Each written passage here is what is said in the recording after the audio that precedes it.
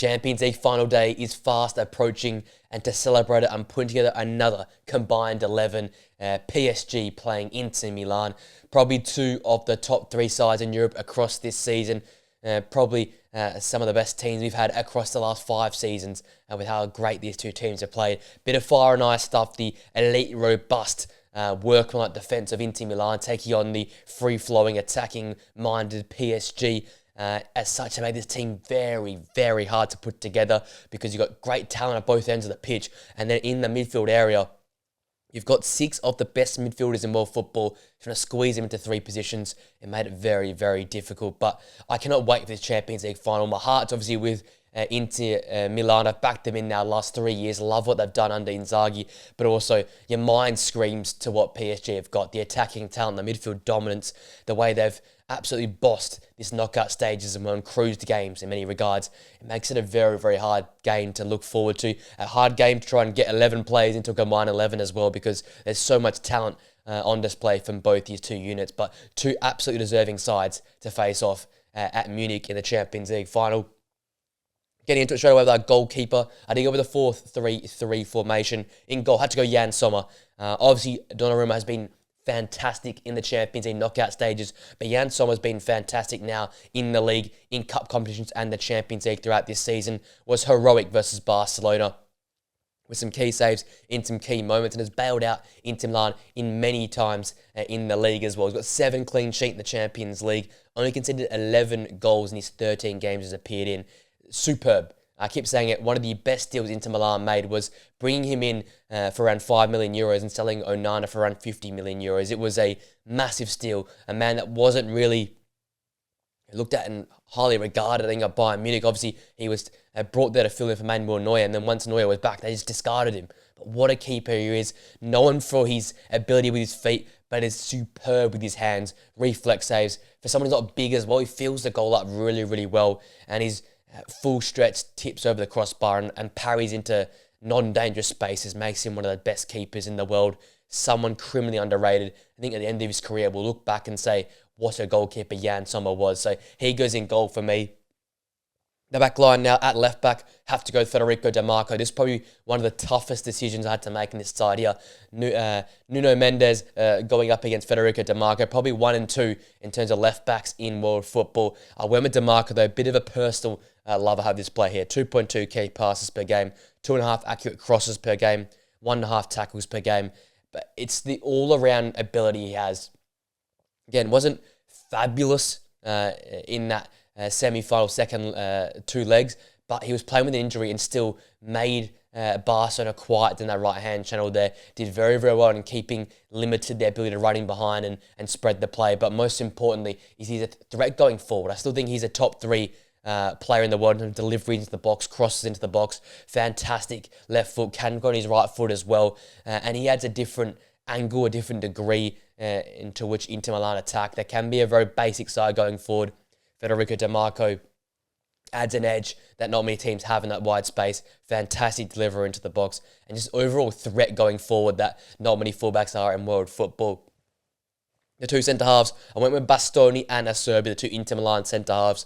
They've been fantastic in the knockout stages. 3 clean sheets apiece. Obviously, Acerbi got that massive goal versus Barcelona.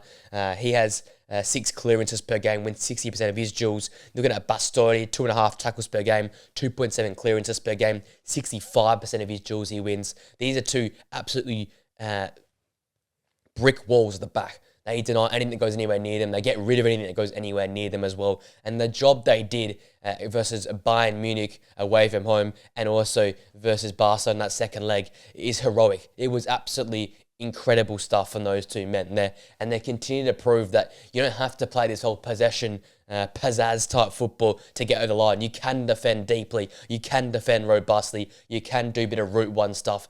And I tell you what, Acerbi, it might be one of the last of the older generation where it just is, when in doubt, get it out type centre-halves. He's no nonsense. He's strong into a challenge. He holds this Inter Milan side together where Bastoni often goes up and contributes to the attack. We know the wing backs push on as well. It's often him and Bissek against the world at the back, but they do a fantastic job. And then Bastoni as well, fantastic defensively, one of the best in world football on the ball, and then also a very dangerous threat, whether he crosses into the box or getting in at the back post to head that ball into the back of the net. He is one of Inter Milan's most dangerous threats in the final third as well. So he has to go on this side for me. At right back is Ashraf Hakimi, 3 goals and 5 assists in the Champions League alongside 6 clean sheets, 2.1 tackles per game, 6.1 ball recoveries per game. He is basically everywhere and has probably been the most influential player for PSG in the knockout stages. Massive versus Aston Villa with key moments going forward and driving that side forward. Fantastic defensively versus Arsenal as well. He just put together the most complete performances, week in, week out, game in, game out. Will never give it anything below a 7 out of 10. Just an overall superb fullback, a complete fullback, similar to what DeMarco does. He's got moments to go forward and add a different dimension to PSG's attack, but he's so good defensively, covering back, making interceptions, winning that ball back. Just fabulous. So he has to go right back for me. The most complete fullback probably in world football right now. Now to midfield. This was awful to make because there's so many great midfielders. Got to start with Fabian Ruiz, probably the best of the bunch. 3 accurate long balls per game, 2 key passes per game, 2.1 tackles per game, 4.5 ball recoveries per game. He is the ultimate Mr. Fix-It. He'll go in there and do whatever job you need him to do. Superb for Spain in the Euros, has continued over here in his time at PSG this season. Obviously was very good for Napoli back in the day. That's where he really broke onto the scene. But the last 18 months he's put together has been out of this world. Obviously not Ballon d'Or level, but very close to it.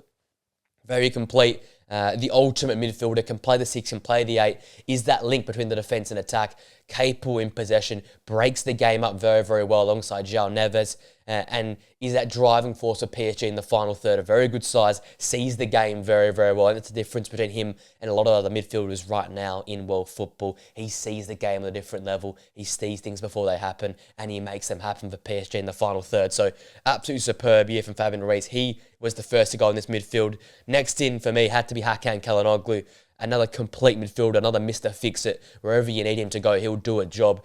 4 goals and 2 assists in 11 Champions League games, 90% pass accuracy, 1.8 tackles per game, 2.2 key passes per game, 5 ball recoveries per game. Again, every stat, he maxes it out. That 90% pass accuracy, though, is the stat for me. He takes on some aggressive passes at times, but he makes them count. Very safe in possession when he needs to be, but also can break apart a back line with a smart pass in behind the back line. The ultimate example of the late runner into the box as well. Often gets in at the edge of the area. Once crosses it, headed out to the edge of the area, can get goals from in and around the box as well. The complete midfielder.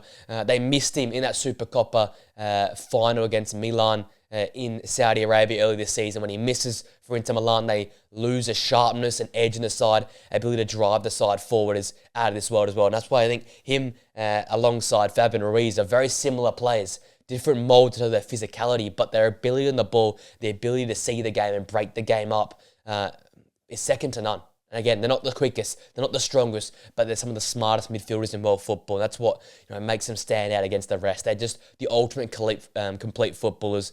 The Swiss Army knives in midfield. They do a bit of everything. That's why they really stand out. And the third midfielder had to be Vitinha, who's been in particularly very, very good in the Champions League. 1.3 key passes per game, 94% pass accuracy, 5 ball recoveries per game.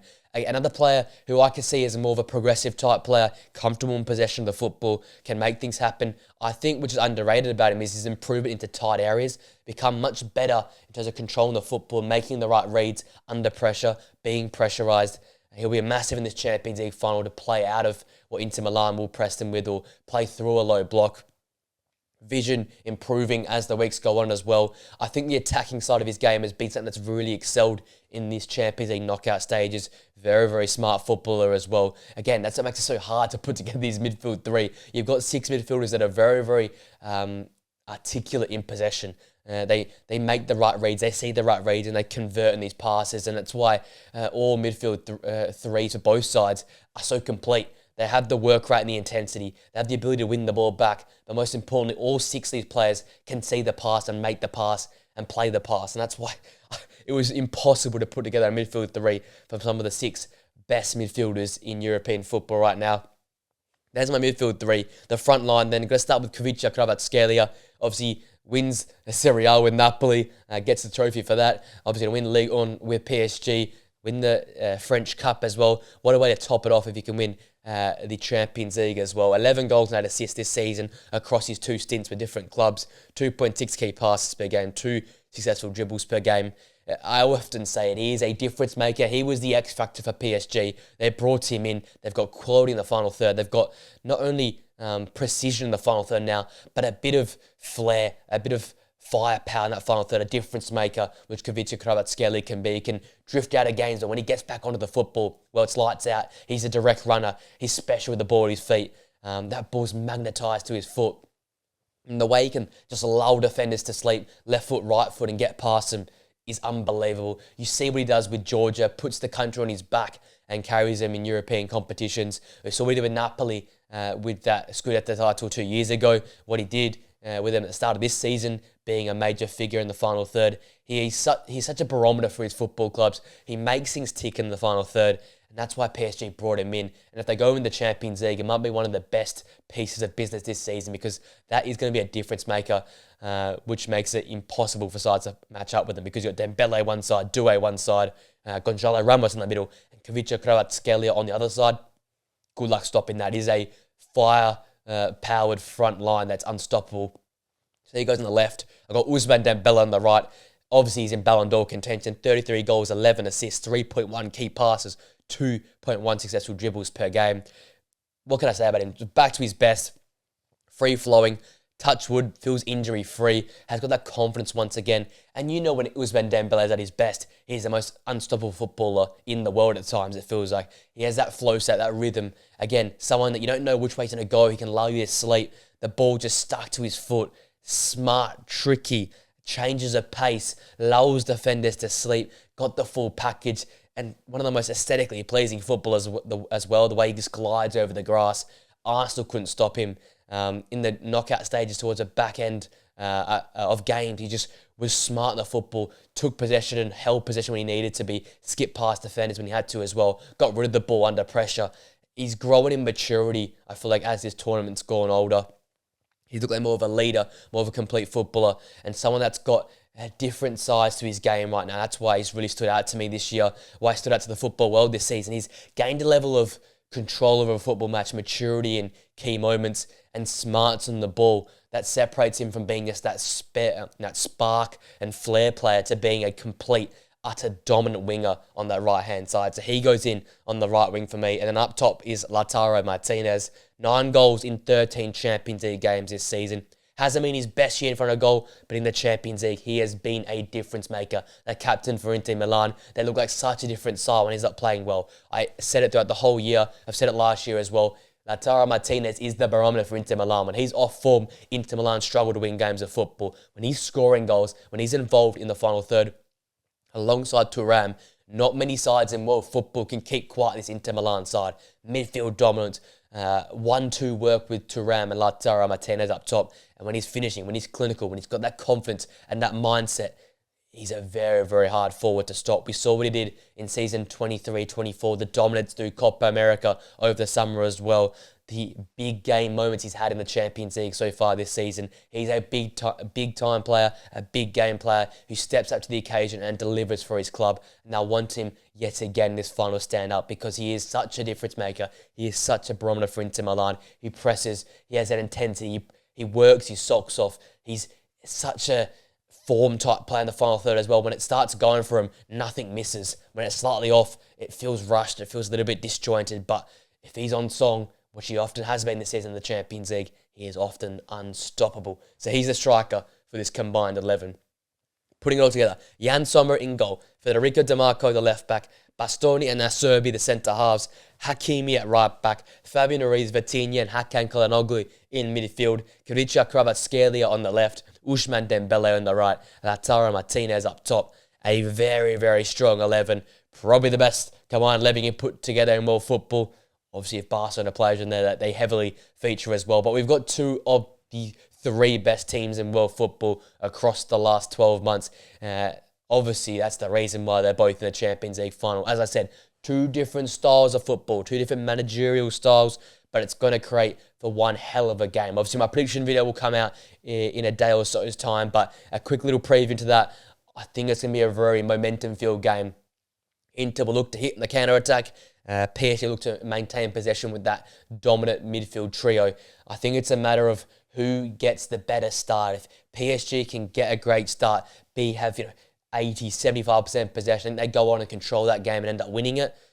But if Inter can be snappy at the feet of the PSG players, similar how they attacked that second leg versus Barcelona, have their moments in transition early on, get some opportunities with Lazzaro and Thuram in behind, halve the midfield battle and be competitive in there, it'll go a long way for Inter Milan winning this game of football. And then undoubtedly, as it is in all cup finals, that first goal probably wins the game for either side. It's going to be a 2-1 or 1-0 type game. Whoever scores first, I think, probably ends up winning it. But I won't spoil my prediction just yet. That video will come out in a day's time or so. But absolutely cannot wait for this game. As I said, my heart's with Inter, my mind's obviously with PSG. Two great teams, and as many have said, it's an unsuccessful hate watch because you just love these two sides. They play great football. They manage so well. It's going to be a joy to watch the Champions League final because whoever wins, they absolutely deserve it. But there you go. There's my combined 11. Let me know your thoughts in the comment section down below. Who would you have in? Who would you remove? What are your thoughts on my team?